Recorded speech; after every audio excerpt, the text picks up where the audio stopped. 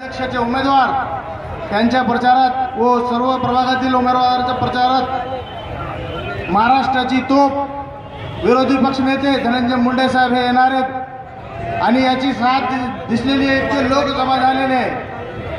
हिंगोली निवडणूक हे आपण विकासाच्या मुद्द्यावर लढवत आहे आणि विकास हे दिलीपरावने केलेला हिंगोली शहराचा चेहरामोहरा बदललेला आहे। काही लोक 2-3 नगरसेवक होते, आज आम्ही 32 नगरसेवक दिले, 32 नगरसेवक दिले। त्या 32 ची यादी बघा आणि राष्ट्रवादीची यादी बघा। निवडून येणारी 1 नंबर पासून तो 16 नंबर पर्यंत राष्ट्रवादी काँग्रेस पक्षाचा झेंडा उंचवणार। येणाऱ्या 27 तारखेला हे हिंगोलीची जनता, हिंगोलीची जनता विकासाच्या सोबत राहणारी जनता आहे।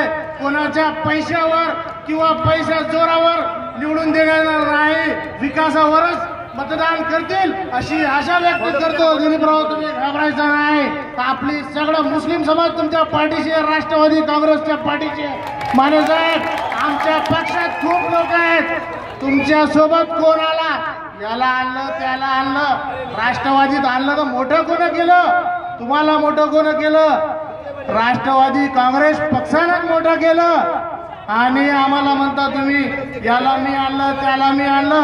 राष्ट्रवादी काँग्रेस पक्ष हे मुस्लिम समाजाला नेतृत्व देणार आहे। आज तुम्ही बघा, फौजा खान सारखे आपल्या 2दा MLC दिली, एक वेळेस त्यांना जे येतं मंत्रीपद दिलं आणि आपले बाबाजानी खासाब